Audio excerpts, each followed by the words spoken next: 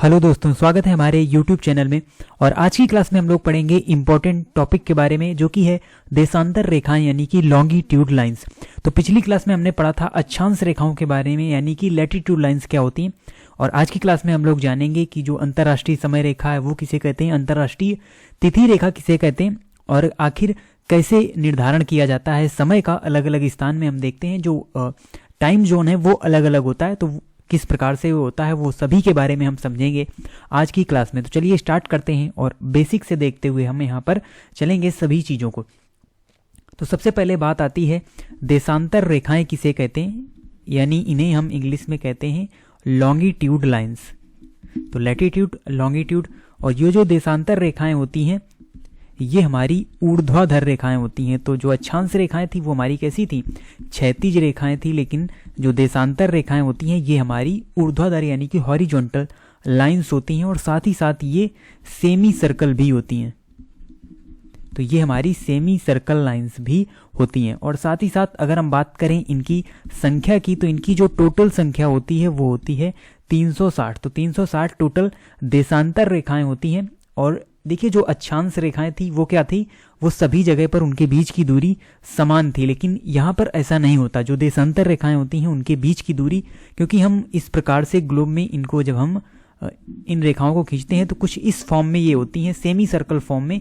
तो आप यहाँ पर देख ही सकते हैं इनके बीच की जो दूरी होगी वो सभी जगह समान नहीं होगी, बल्कि जो दूरी है उसमें जो डिफरेंस है वो देखने को मिलेगा, क्योंकि ये हमारा पोल वाला रीजन हो गया। और यहीं से स्टार्ट होकर जिस प्रकार से हम एक चुंबक में देखते हैं जो चुंबकीय यहाँ पर रेखाएं होती हैं, उसी प्रकार से यहाँ पर ये देशांतर रेखाएं होती हैं। ग्लोब में ऊर्ध्वाधर रेखाएं, इन्हें हम यानी ऊर्ध्वाधर रेखाएं कहते हैं इन देशांतर रेखाओं को। और इनकी अगर हम बात करें तो जो सबसे ज़्यादा दूरी होती है मैक्सिमम, वो होती है इक्वेटर लाइन में, यानी कि भूमध्य रेखा में, और ये होती है 111.32 किलोमीटर। ये इक्वेटर पर इनके बीच की दूरी होती है। और मिनिमम कहाँ पर होगी, तो जाहिर सी बात है मिनिमम होगी पोल्स में, यानी जो पोल रीजन होंगे वहाँ पर मिनिमम और 0 किलोमीटर, यानी इनके बीच की दूरी बिल्कुल भी नहीं होती, क्योंकि यहीं से ये सारी रेखाएं निकलती हैं। जो देशांतर रेखाएं इनको हम यहीं से ड्रा करते हैं, पोलर से पोलर के बीच में इनको ड्रा करते हैं। और जो क्योंकि ये इक्वेटर वाला रीजन है तो यहाँ पर देखिए इनके बीच में ज़्यादा गैप होगा, यानी इनके बीच की जो दूरी होगी वो यहाँ पर सर्वाधिक होगी। अब देखिए इनको खींचने का क्या रीजन था, जैसे हमने पढ़ा था अक्षांश रेखाओं में उनको भी ड्रा करने का कोई एक पर्पज था, तो इनको भी ड्रा करने का एक पर्पज है। और इनका यूज किया जाता है समय निर्धारण और डेट निर्धारण में, यानी कि समय और तिथि के निर्धारण में। आप जैसा यहाँ पर देखते हैं कि जो समय है वो अलग अलग देशों में अलग अलग होता है, यानी जब हमारे यहाँ कुछ टाइम होता है तो दूसरे देशों में कुछ टाइम डिफरेंट होता है। यानी जैसे न्यू ईयर है, हम यहाँ पर बाद में सेलिब्रेट करते हैं, कुछ कंट्री हमसे पहले ही न्यू ईयर को सेलिब्रेट करते हैं। तो ये टाइम में जो डिफरेंस है ये मेजर करने के लिए और एक मानक समय मानने के लिए हम इनका यूज करते हैं। इन्हीं की हेल्प से हम यहाँ पर टाइम आदि को यहाँ पर मैनेज करते हैं। तो देखिए यहाँ पर बात करें अगर हम, तो लाइन ऑफ लैटिट्यूड कल हमने देखा था जो क्षैतिज रेखाएं थी, और ये हमारी ऊर्ध्वाधर रेखाएं हैं जो कि देशांतर रेखाएं हैं या लॉन्गिट्यूड लाइंस जिन्हें हम कहते हैं। तो ये मैप के माध्यम से हम देख सकते हैं। और अब देखिए बात आती है अंतर्राष्ट्रीय समय रेखा क्या होती है, यानी इंटरनेशनल टाइम लाइन जिसे हम कहते हैं। तो 0 डिग्री देशांतर रेखा को, 0 डिग्री देशांतर रेखा को ही क्या कहा जाता है, अंतर्राष्ट्रीय मानक समय रेखा कहा जाता है।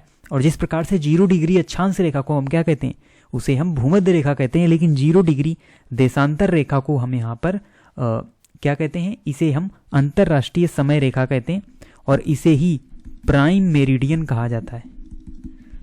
तो मेरिडियन का मतलब बेसिकली यहाँ पर ये होता है कि ये जो हमारी देशांतर रेखाएं हैं, तो ये जो बीच में यानी 0 डिग्री देशांतर रेखा है इसे हम प्राइम मेरिडियन कहते हैं, और बाकी ये जो हमारी हैं इनको हम मेरिडियंस कहते हैं। तो ये अलग अलग डिग्री के हिसाब से अलग अलग होती हैं, लेकिन जो 0 डिग्री देशांतर रेखा है इसे ही हम प्राइम मेरिडियन कहते हैं। और ये जो खींची गई है, मतलब ये जो 0 डिग्री देशांतर रेखा है, और ये पृथ्वी को 2 भागों में बांट देती है। जिस प्रकार से हमने देखा था 0 डिग्री अक्षांश रेखा 2 भागों में बांट रही थी, नॉर्थ हेमिस्फीयर और साउथ हेमिस्फीयर, उसी प्रकार से जो 0 डिग्री देशांतर रेखा है ये यहाँ पर हो जाएगा आपका पूर्वी गोलार्ध, और ये हो जाएगा पश्चिमी गोलार्ध। तो जो 0 डिग्री देशांतर रेखा है वो भी 2 भागों में बांट देती है इस अर्थ को।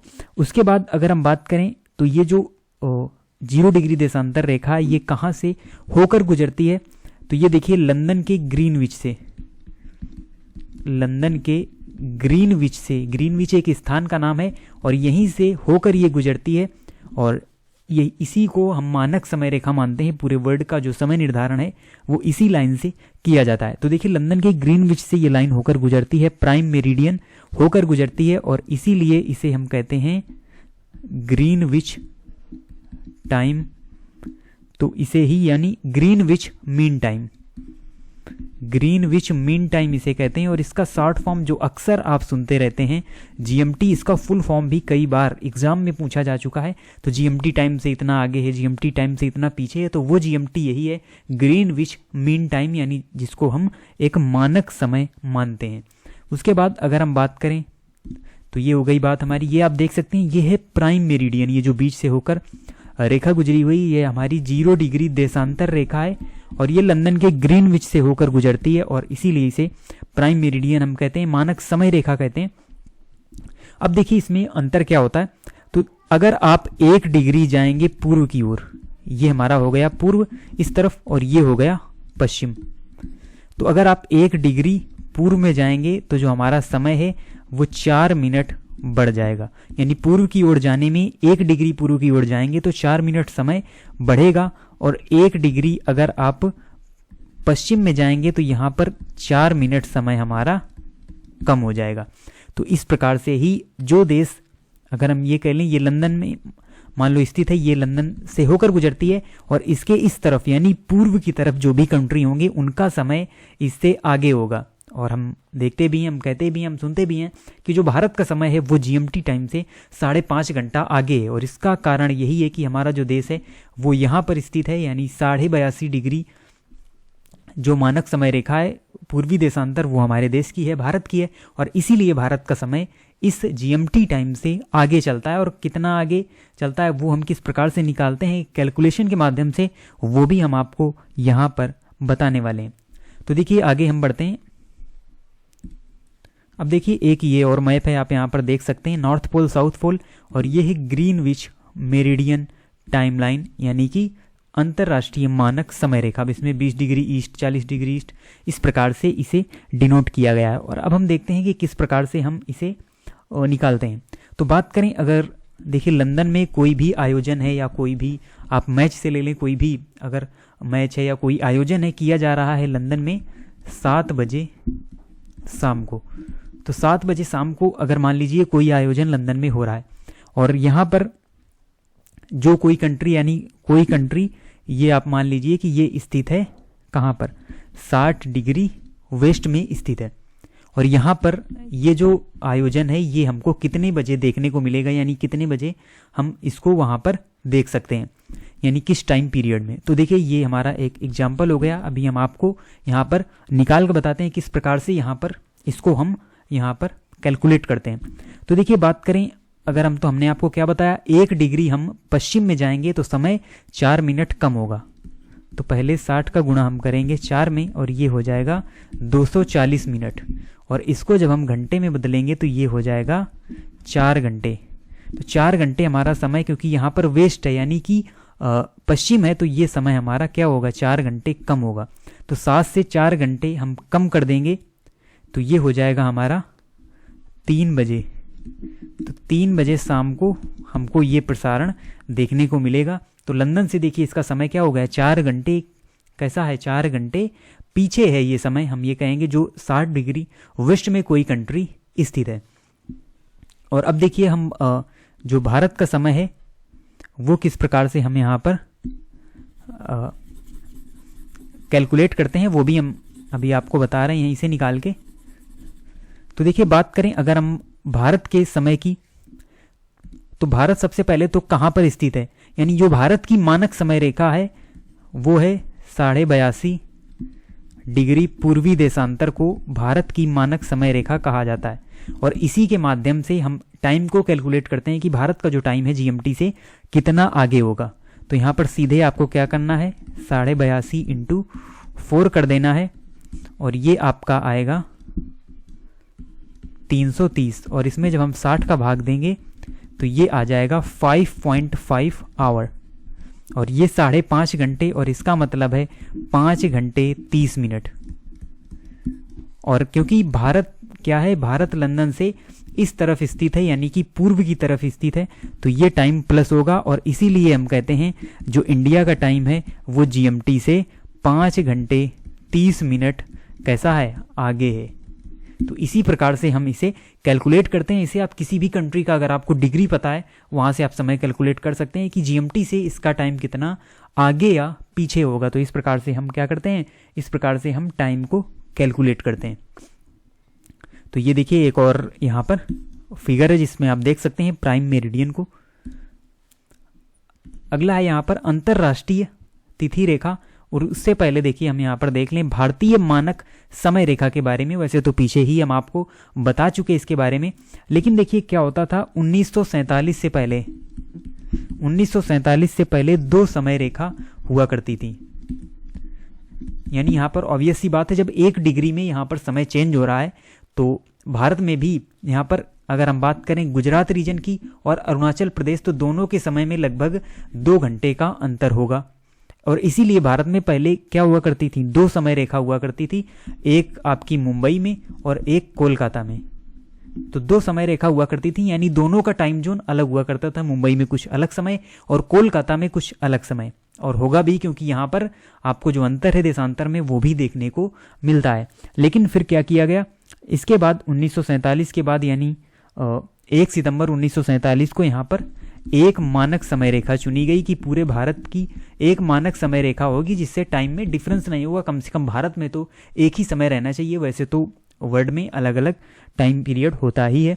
तो यहाँ पर देखिए इसे जो मानक समय रेखा चुना गया वो किसे चुना गया, 82.5 डिग्री पूर्वी देशांतर। तो ये क्वेश्चन कई बार पूछा जा चुका है, और ये इस प्रकार से भी लिखते हैं और इसे हम इस प्रकार से भी लिख देते हैं, और 82 डिग्री 30 मिनट तो इस प्रकार से भी लिख देते हैं। तो आपको अच्छी तरीके से सभी चीज़ों को याद रखना है। किसी भी टाइप से आपको दिया जाए, आप एग्जाम में इसे अच्छी तरीके से सॉल्व करेंगे, यानी कि सही उत्तर टिक करेंगे। अब देखिए इसका जो मुख्य बिंदु रहा वो कौन सा रहा, तो इसका जो मुख्य बिंदु है वो है यूपी का मिर्जापुर। यूपी का मिर्जापुर यहाँ पर मुख्य बिंदु है। उसके अलावा ये 5 राज्यों से होकर गुजरती है। जैसे कि हमने पढ़ा था कर्क रेखा के बारे में, वो 8 राज्यों से होकर गुजरती है। उसी प्रकार से जो भारतीय मानक समय रेखा है ये 5 राज्यों से होकर गुजरती है। और इनमें कौन कौन से राज्य हैं, इनमें है यूपी है, आपका एमपी है, उसके अलावा उड़ीसा है, और छत्तीसगढ़ और आंध्र प्रदेश। तो ये जो 5 राज्य हैं यहाँ से होकर जो भारतीय मानक समय रेखा है वो इनसे होकर गुजरती है, 5 राज्यों से होकर गुजरती है। और 82.5 डिग्री पूर्वी देशांतर को भारत की मानक समय रेखा माना गया है। अब हम देखते हैं अगला जो हमारा टॉपिक है, अंतरराष्ट्रीय तिथि रेखा किसे कहते हैं। तो देखिए 180 डिग्री यानी 180 डिग्री देशांतर को हम क्या कहते हैं, इसे हम तिथि रेखा कहते हैं। तिथि रेखा के नाम से जानते हैं अंतरराष्ट्रीय तिथि रेखा। और ये विपरीत होती है किसके, यानी अंतरराष्ट्रीय समय रेखा के विपरीत होती है तिथि रेखा। यानी वैसे तो ये 3D में ही हम इस चीज़ को देख सकते हैं, 2D में इसको डिनोट कर पाना संभव नहीं है, क्योंकि इस तरीके से अगर हम यहाँ पर डिनोट करें तो ये अगर इस तरफ होगी हमारी 0 डिग्री लाइन, तो उसके जस्ट विपरीत 180 डिग्री लाइन होगी। जैसा कि हमारी पृथ्वी गोल है, तो दोनों ही रेखाओं को आप 3D में या ग्लोब के माध्यम से आप इन्हें देख सकते हैं। 3D में ही हम इस चीज़ को देख पाएंगे। तो ये जो 180 डिग्री देशांतर रेखा है इसे ही तिथि रेखा माना गया। 1884 में एक सम्मेलन में इसको तिथि रेखा यहाँ पर डिनोट किया गया, और ये एक दूसरे की क्या होती हैं, अपोजिट होती हैं। और इसे प्रधान मध्यांतर रेखा भी कहा जाता है, जो अंतरराष्ट्रीय तिथि रेखा होती है। अब देखिए तिथि रेखा का भी एक मेजर रोल है, क्योंकि अगर हमने आपको बताया था पूर्व की ओर जाने में समय बढ़ता है। अगर मान लो हम पूर्व की ओर लास्ट में पहुंच गए तो यहाँ पर वहाँ का तो समय काफ़ी ज़्यादा हो जाएगा। इसलिए उसको मैनेज करने के लिए यहाँ पर अंतरराष्ट्रीय तिथि रेखा के माध्यम से एक दिन आगे और पीछे यहाँ पर कर दिया जाता है, जिससे वो टाइम जो बढ़ा हुआ था वो भी मैनेज हो जाए और पूरी दुनिया का जो समय है वो लगभग एक समान सा हो जाए। तो देखिए यहाँ पर क्या परिवर्तन होता है, तो पूर्व की ओर जाने में आपको याद रखना है, क्योंकि ये समय रेखा के विपरीत होती है तो यहाँ पर जो कार्य होंगे वो विपरीत ही होंगे। यानी पूर्व की ओर जाने में समय बढ़ता है, लेकिन तिथि रेखा से पूर्व की ओर जाने पर यहाँ पर क्या हो जाएगा, एक दिन कम हो जाएगा। यानी जो पूर्व की ओर यात्रा, आप मान लो पूर्व की ओर यात्रा कर रहे हैं, तो जैसे ही आप इंटरनेशनल डेट लाइन को क्रॉस करेंगे एक दिन कम हो जाएगा। उसके अलावा अगर आप पश्चिम की ओर यात्रा करते हैं तो यहाँ पर एक दिन बढ़ जाएगा।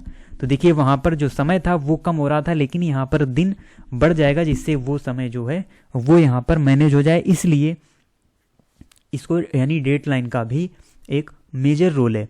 तो ये हो गई हमारी कौन सी, अंतरराष्ट्रीय तिथि रेखा। और इसे आप यहाँ देख सकते हैं एक मैप में। तो देखिए उस तरफ जो है वो कौन सी है, वो है हमारी 0 डिग्री देशांतर रेखा, जिसे हमने क्या माना, जिसे हमने समय रेखा माना, वो उस तरफ है और ये हमारी दूसरी तरफ है। और देखिए ये पढ़कर आप कंफ्यूज बिल्कुल भी ना हो, ऊपर आप देख लें वेस्टर्न हेमिस्फीयर लिखा है, यानी कि पश्चिमी गोलार्ध। ये पीछे का हिस्सा आपको दिखाया जा रहा है, जैसे हमने आपको अभी आगे का दिखाया जहाँ पर समय रेखा थी, और ये पीछे का है जहाँ पर तिथि रेखा है। तो देखिए यहाँ पर एक दिन कम हो जाएगा जब आप कहाँ जाएंगे, जब आप पूर्व की ओर जाएंगे। तो देखिए आप पूर्व की ओर जाएंगे तो यहाँ पर एक दिन कम हो जाएगा, और पश्चिम की ओर जाएंगे तो एक दिन बढ़ जाएगा, यानी एक दिन में बढ़ोतरी हो जाएगी।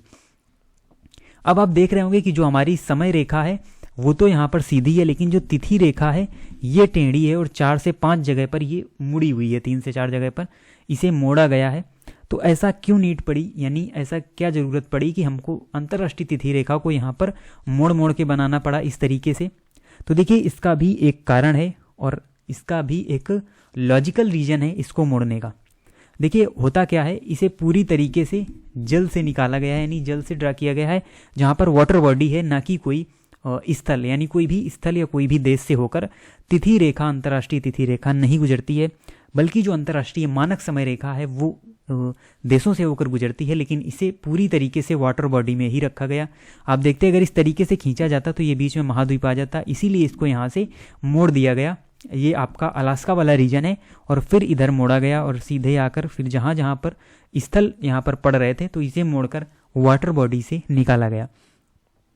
और क्यों निकाला गया, तो वो रीजन इसका ये है कि जो अगर तिथि है, अगर हम देखिए इसी स्थल में है और मान लो यहाँ से अंतर्राष्ट्रीय तिथि रेखा गुजर गई, तो देखिए हम यहाँ पर जो डेट है हमारी वो मान लीजिए कितनी है, जैसे इधर 20 नवंबर है, मान लेते हैं 20 नवंबर इधर है, और स्थल में ही हम जैसे ही हमने तिथि रेखा को पार किया यहाँ पर 21 नवंबर हो गया। तो एक प्रकार से ये तिथि का भ्रम हो गया, और इसी तिथि भ्रम से बचने के लिए, यानी एक ही स्थान पर स्थल वाले रीजन में यहाँ पर जो तिथि है वो ना बदल जाए, अलग अलग डेट ना हो जाए, तो इसलिए इसको पूरी तरीके से वाटर बॉडी से निकाला गया, किसी भी स्थल से होकर नहीं गुजारा गया। तो ये आप इसका रीजन अच्छी तरीके से समझ चुके होंगे, क्योंकि अगर स्थल से निकाला जाएगा तो दोनों एरिया में यहाँ पर जो तिथि है वो अलग हो जाएगी। देखिए समय अलग हो वो यहाँ पर चलता है, लेकिन तिथि अलग नहीं होनी चाहिए एक ही स्थल खंड में, तो इसलिए इसको वाटर बॉडी से पूरी तरीके से निकाला गया। तो अब आप अच्छी तरीके से समझ गए होंगे इंटरनेशनल डेट लाइन के बारे में, और इंटरनेशनल यानी जो हमारी टाइम लाइन है, यानी अंतर्राष्ट्रीय समय रेखा और अंतर्राष्ट्रीय तिथि रेखा के बारे में। तो आप इसी तरीके से चैनल से जुड़े रहें, इसी प्रकार के जो टॉपिक हैं हम यहाँ पर डिटेल में डिस्कस करते रहेंगे और अच्छी तरीके से आसान भाषा में आपको समझाते रहेंगे। तो मिलते हैं आपसे नेक्स्ट वीडियो में न्यू इम्पॉर्टेंट क्वेश्चंस के साथ, यानी कि इम्पॉर्टेंट टॉपिक के साथ, और तब तक के लिए धन्यवाद।